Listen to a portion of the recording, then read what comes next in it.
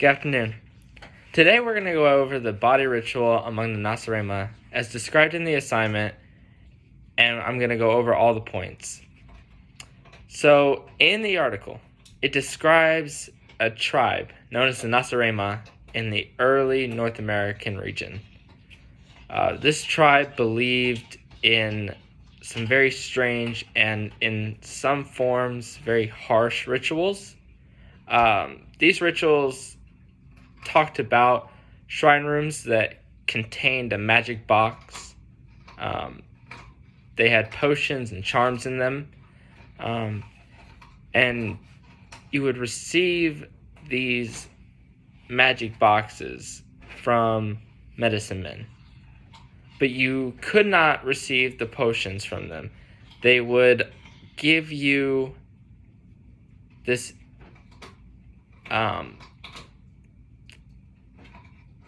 this paper that basically said potions that had all the ingredients listed in it.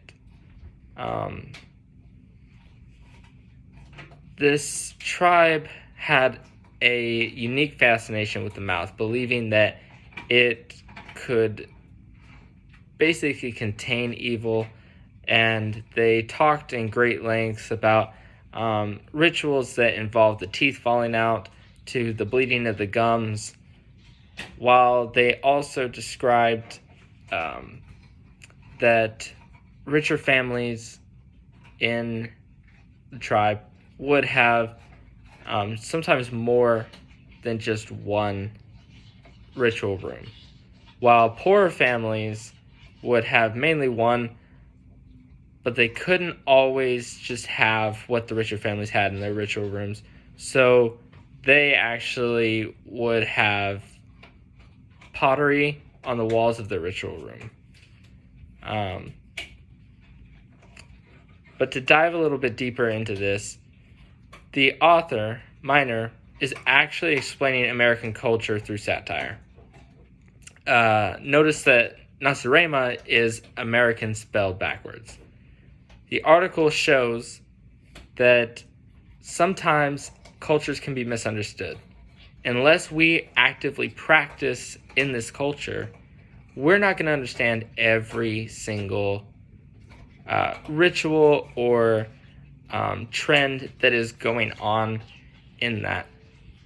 So, yes, the Nacirema had some weird rituals, but to them it was perfectly normal. And in my opinion, Miner is trying to show that some rituals that the American culture do are just completely ridiculous. Mainly because American culture, we try to fix things that don't need to be fixed. And to dive into that, a huge common practice in the United States that we do, and we've actively been growing this tradition, is plastic surgery. In America, plastic surgery is one of the fastest growing surgeries that are elected that people want to get. This really started back in the 1950s when soldiers were returning from World War II, had facial reconstructive surgeries because of what happened to them in the war.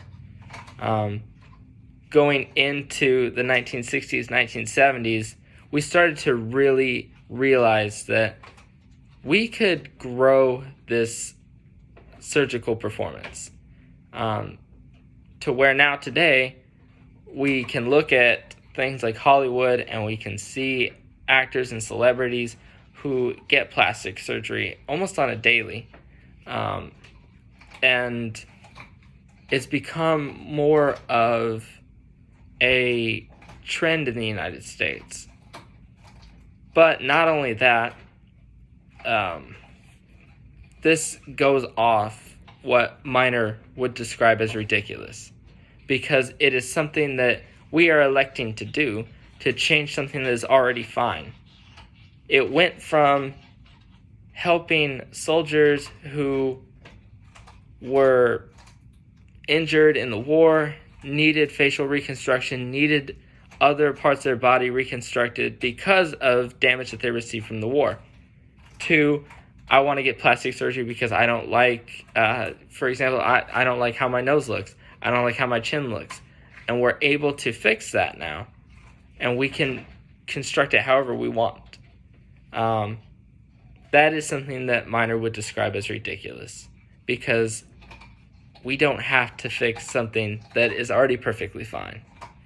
I would say that plastic surgery has its benefits. There are soldiers, there are sailors, there are airmen that return home every single day that need facial reconstruction, that they need some form of plastic surgery to be able to feel normal because of what happened to them in a war, what happened to them overseas. And so, yes, I believe that plastic surgery has its place in American society, and that it is something that is very beneficial to helping people here at home. But I will admit that the way that plastic surgery is looked at, especially towards young people, is completely detrimental to our society.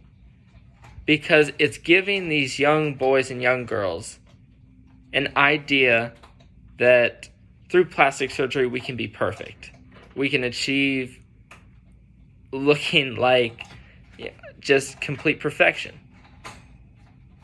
And this has led to severe self-esteem issues, self-confidence issues all over the United States.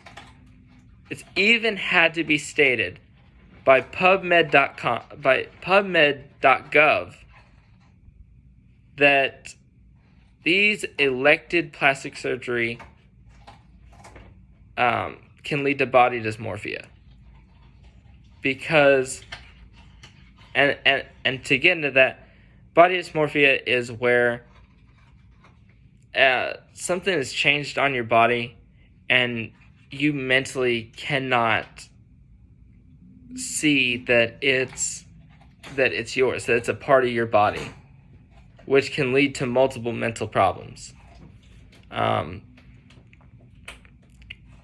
In that website, PubMed.com, it states that patients can often cause, that these surgeries can often cause aggression into individuals.